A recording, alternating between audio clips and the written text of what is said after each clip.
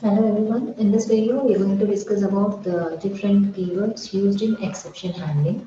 So, as discussed in the previous video, we have seen that there are different five keywords used in exception handling. Those are try, catch, finally, through, and throws. So now in this video, we will see each and every keyword, how to use that keyword, and what's the purpose of that keyword. And using all these keywords, how to handle the exceptions.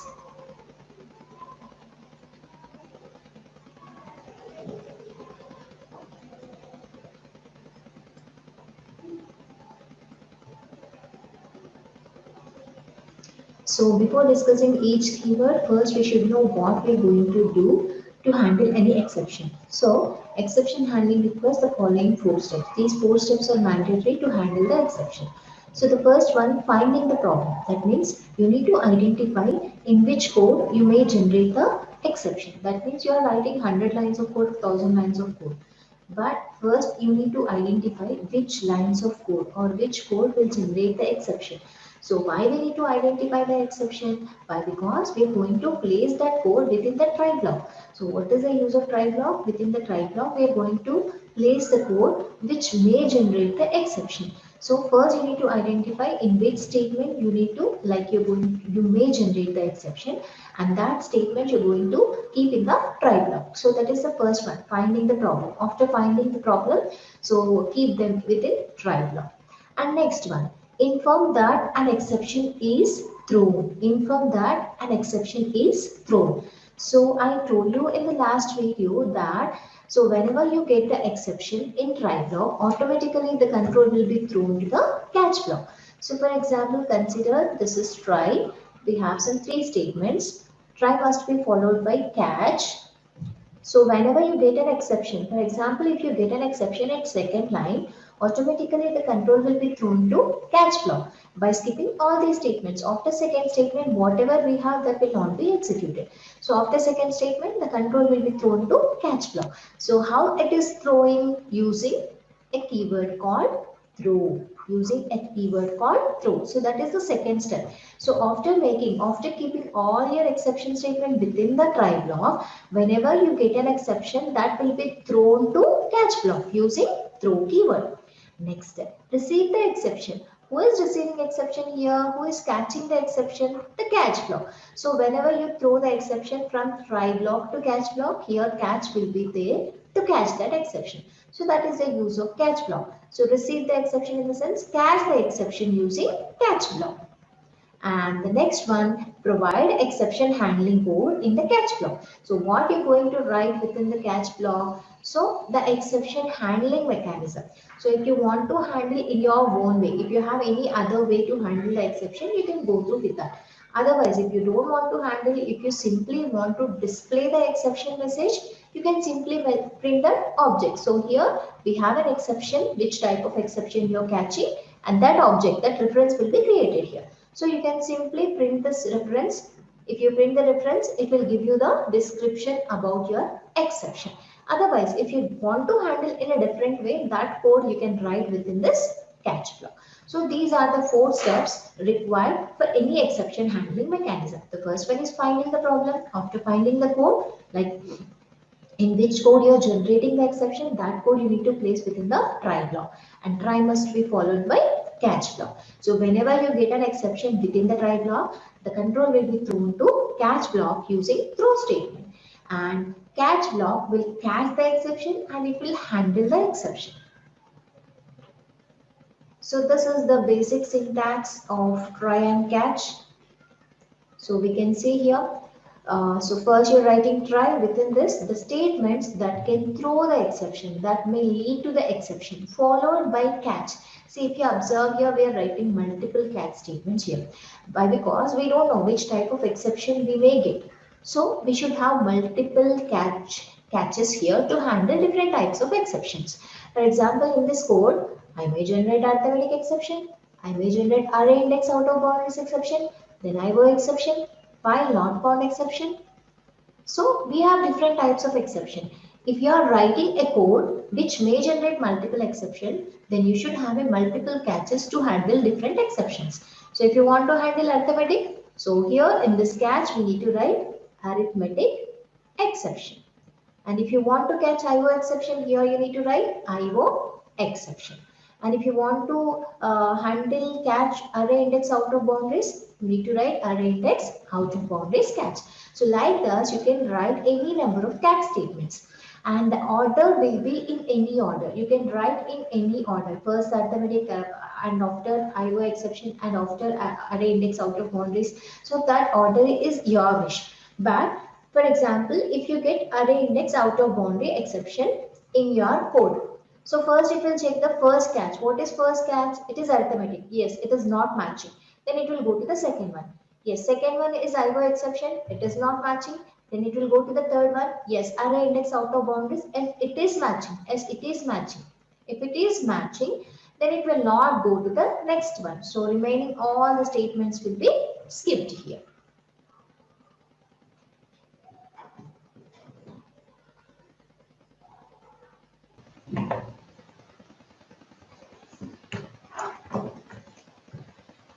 So if we don't want to write all these catches, if you want to close this handling only by using single catch, in that case you can simply write catch of exception E. So here exception is a superclass for all the exceptions, so it can handle any type of exception. And if you don't know which type of exceptions you are getting in your program, if you're not clear with that, then also you can write simply exception E. So the single catch is enough at that case. For example, you're writing multiple exceptions and catch of exception E also you're writing. So the first catch is catch of exception E and the second catch is arithmetic exception and the third catch is array index out of boundaries exception. Like this you're writing. And in your try block, you're getting arithmetic exception. You're getting arithmetic exception. So what it will do, the control will go to first catch first. In the first catch, you are writing exception E, which is the superclass for all the exceptions. So automatically the control will go to the first catch only. Why? Because exception is the superclass. So it will match with any exception. So arithmetic, yes, it can handle this. So it will go to first catch and remaining all the catches will be ignored. So in the second catch, you have arithmetic exception, but in that case also it will not execute the second catch. First case catch only will be executed. Why? Because in the first catch itself, you are writing exception E, which is a superclass for all the exceptions. So this is about try and multiple catches, and we have some important points here. We'll discuss about this. A try block must have one or multiple statements. So within try block, that's your wish. You can write one statement or more than one statement. And try block may be throw a single type of exception or multiple exceptions, but at a time it can throw only a single type of exception. For example, to explain this point, so within try, what I'm doing, I'm reading I value. So I value I'm reading from the user. Then what I'm doing, I'm finding C value. C is equal to B of A of I minus A of J, something like this. Consider something like this. So I'm reading J value also from the user. Now in this case, what happens if I or J, since I and J are index values. If you provide an invalid index, if it is out of boundary, so if I value or J value is out of boundary, then you will get array index out of boundaries exception. So this is one possible exception. And here in the denominator, you're writing subtraction. If the subtraction value is 0, divide by 0 exception, that is arithmetic exception. So in this try block, I may get two types of exception. One is array index out of boundaries, other one is arithmetic exception. But if you find I is invalid here, A of I is invalid here, it will not perform the subtraction. Then in that case, first which exception will be generated? Array index out of boundary exception will be generated. In that case, it will not go to the arithmetic exception. There is no possibility. That means within try block, I may generate two types of exceptions, but only one exception will be generated at a time. If one exception is generated, then there is no scope for the second exception. That is the meaning of the second try block. And third one, there can be multiple catch blocks associated with single try. So for a single try, you are writing multiple catch blocks. And if try block can throw multiple exceptions, then user should catch all the exceptions. That means if you have multiple exceptions within try block, that must be followed by multiple catches. But this is your wish. If you don't want to write multiple catches, I told you that you can simply handle by using a single catch with exception E, which is a superclass for all the exception. So this is try followed by catch. So here we have a small program. So let's try to execute this. So we'll see both single try and single catch and multiple catches. I'm simply copying this code.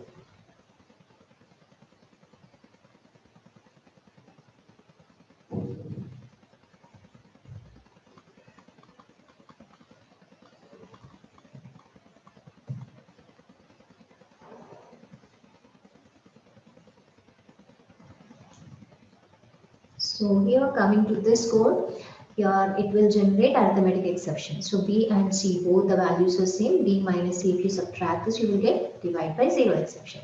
So that you're handling using catch block. So this example we have seen in the last videos also. So exception, we will simply write ed1. The class name is ed1. So I'm saving this ed1.java. So now we try to execute this.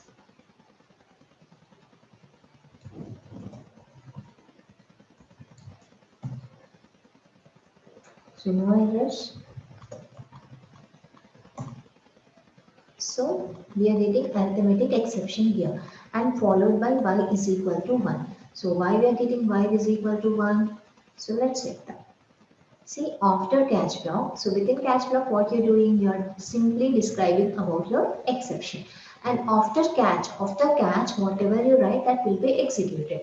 So here what you're doing, y is equal to a divided by b plus c. So previously you're trying to do b minus c, which is not possible. There we got the exception. Now you're trying to execute b plus c and you're printing y value. So this will be executed automatically.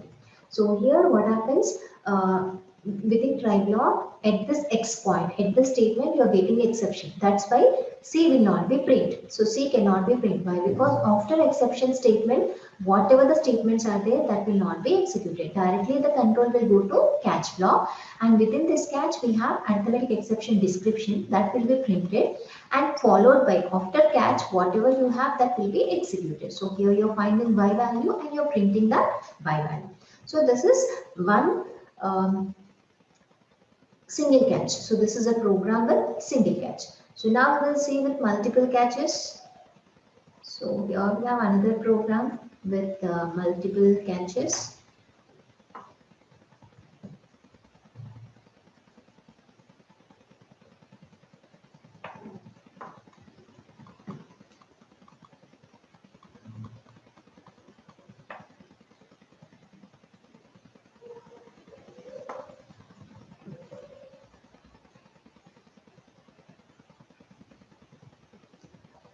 So here simply write this name of the class as ed4.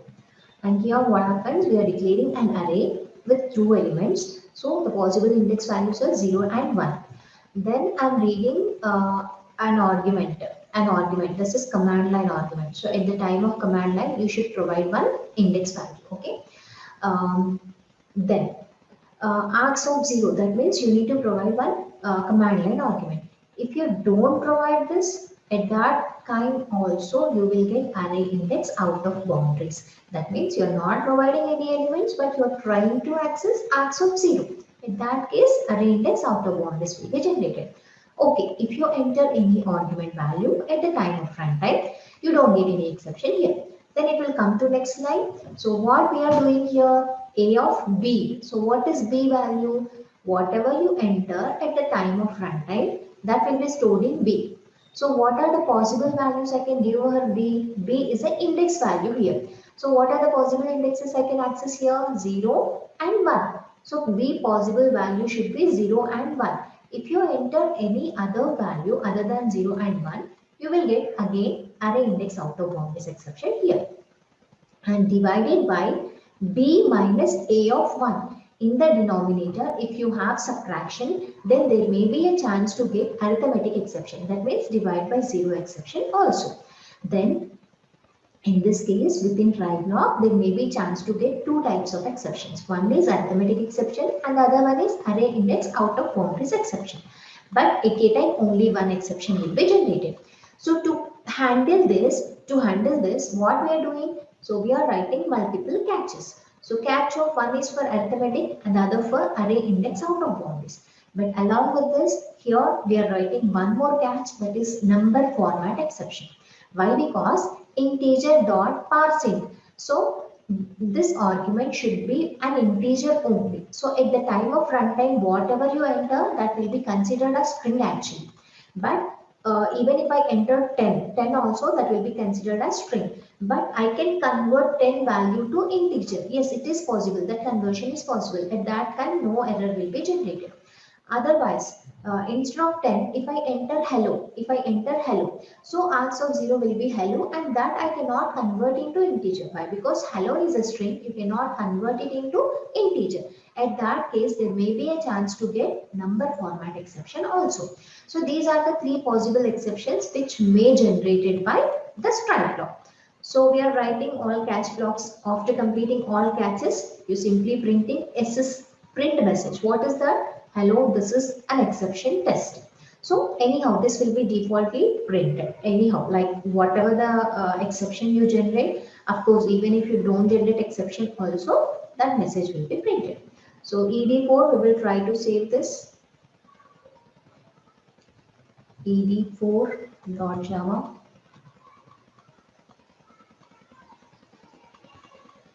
Right.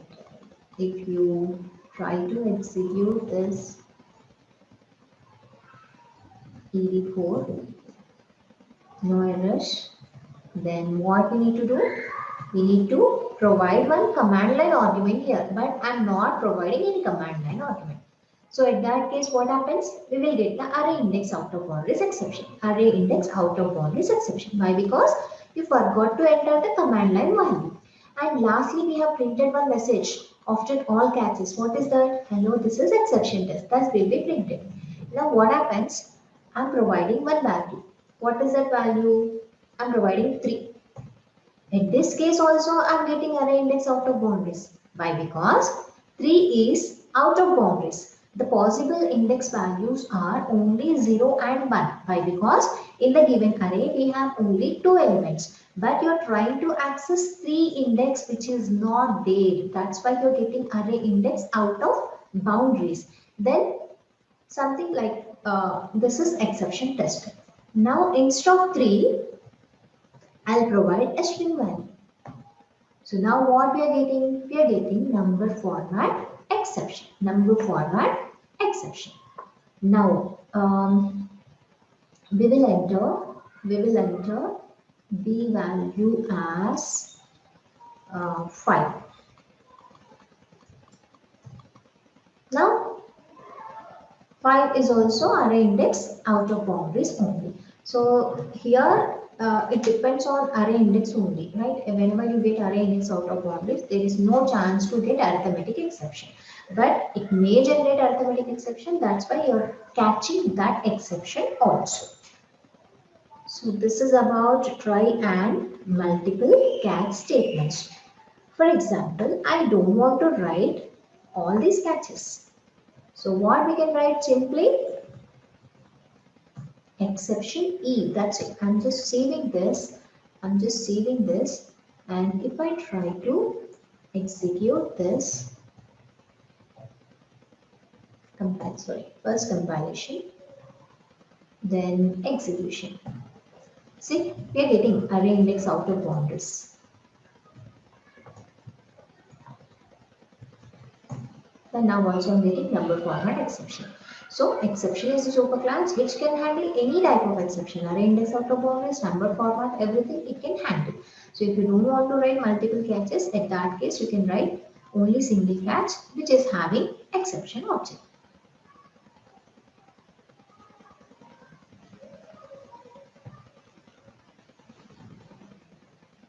So these outputs we have seen, and next is nested try. So till now we have seen multiple catches, but now of course it's not possible to write multiple tries. Multiple tries. Why? Because try must be followed by catch on. So after try, you cannot write one more try. So multiple tries are not possible. After try, immediately you should write catch on. But multiple try means try followed by another try. This is not possible. But it is possible to write nested try. Nested try means try within another try. Try within another try. So this is outer try and this is inner try. So for each try, there should be a catch block. There should be a catch block. See, before going to deep explanation, let's read this once. So try statements can be nested. One try block may contain another try block. So that is nested try. In case of nested try blocks, context of the exception is pushed on to the stop. Pushed on to the start. That is last in, first out. It will follow the last in, first out principle. So inner try block may or may not have catch statements. That's your wish. If you want to write catches for inner try, you can try. So like this. For example, this is try and this is another try.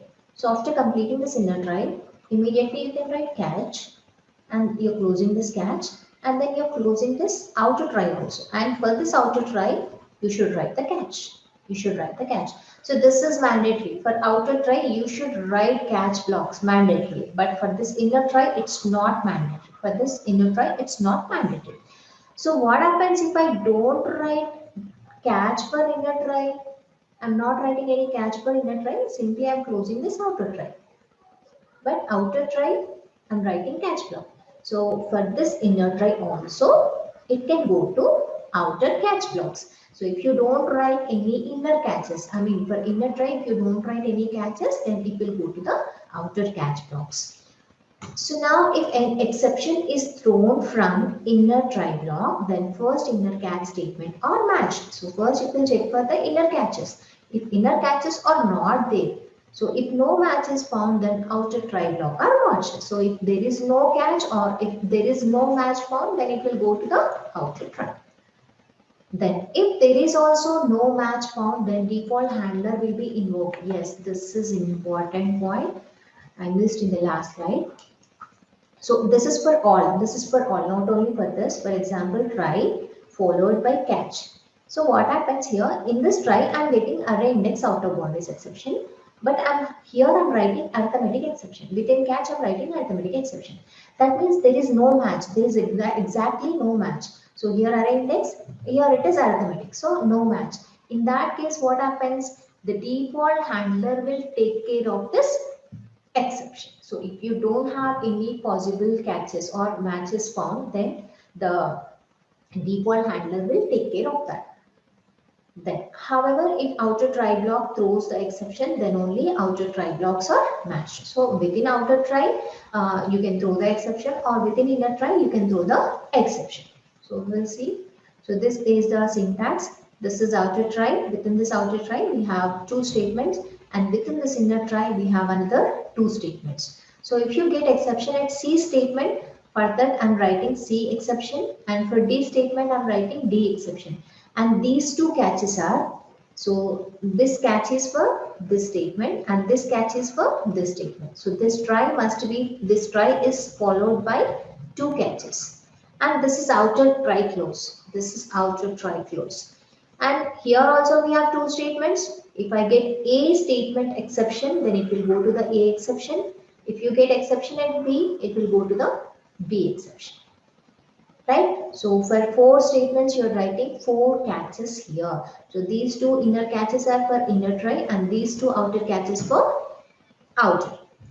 Or same thing, same code, you can write in this way. So I told you that inner catches are not mandatory. So what I'm doing here, I'm closing inner try, then after that outer try also. So after closing outer try only, I'm writing all the catch blocks together. All the catch blocks together.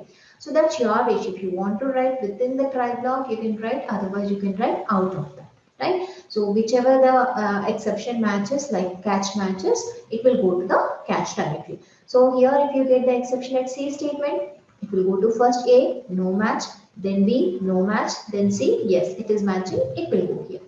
For example, you have another statement, some E also, E also. So you got the exception at E point. First it will check for A, no match, B, no match, C, no match, D, no match.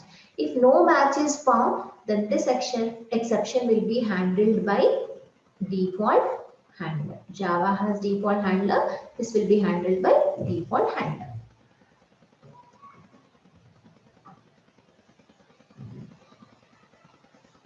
So before closing this topic, actually we have three more keywords, right? That is finally, through, and throws, right? So throw statement, I'll discuss when we discuss about the user-defined exceptions. Why? Because the throw statements, like for predefined exceptions, no need to throw the exceptions using throw keyword. That means don't forget the program, only first slide. So here, try and catch. So from try to catch, how it is coming? We are writing a throw statement. A throw statement. Whenever you write a throw statement, that will be thrown to catch block directly. But till now we are discussing about the predefined exceptions only. If it is a predefined exception, no need to throw that. No need to throw that. Internally it will write the statement. For example, I am getting an arithmetic exception here. What happens internally? What it will do? It will create an object for arithmetic exception. A is equal to new arithmetic exception. Then it will throw that. Throw E. Throw E. So this will be done by try block only. But we are not writing this manually. This will be by default, they will add the statements throw followed by object. What is this object? Which type of exception you are getting? I'm getting arithmetic exception. So the corresponding object will be created and that will be thrown. So catch of arithmetic exception. So this will be catched here. This will be catched here. So this is the actual syntax of throw. But for predefined exceptions, no need to throw manually. So while discussing about the user-defined exceptions, I'll explain about throw.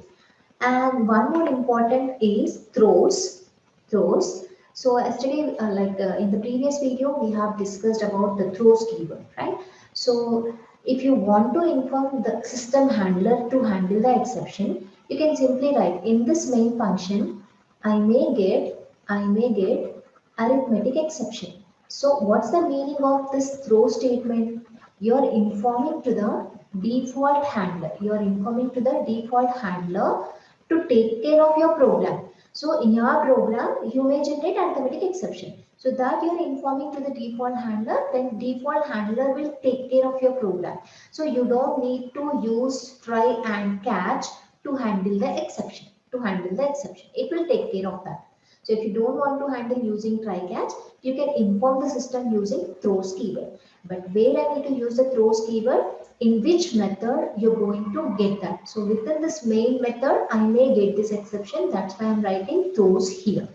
And using throws keyword, you can throw multiple exceptions also. Why? Because we don't know. Our program may generate multiple exceptions also.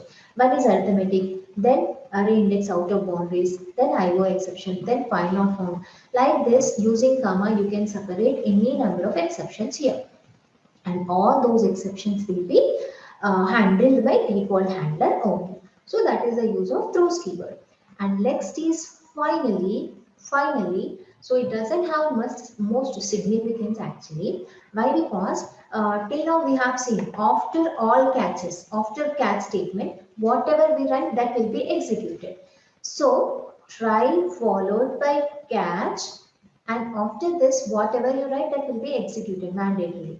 But those statements you can keep within finally block also. So where you are writing finally block, try followed by catch followed by finally.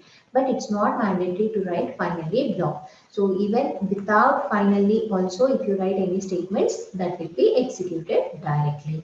If you want to keep the block, you can keep the finally block. So generally what we will write within this finally block in the sense, like I told you in the last video that, for example, we have opened a file, an important file. We have opened an important file, and after opening that file, we got some exception.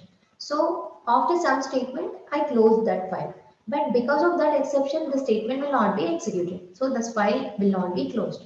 So it will go to the catch block without closing that file. So if you close this program without closing that file, so there may be a chance to hack that file or crack that file, right? So there may be a chance. That's why what I'm doing within the finally block, I'm trying to close the file. So these are the important steps or important points which we can write within the finally block. So this is about all the 5 keywords which are used in exception handling. I hope everyone is clear with this video, and thank you.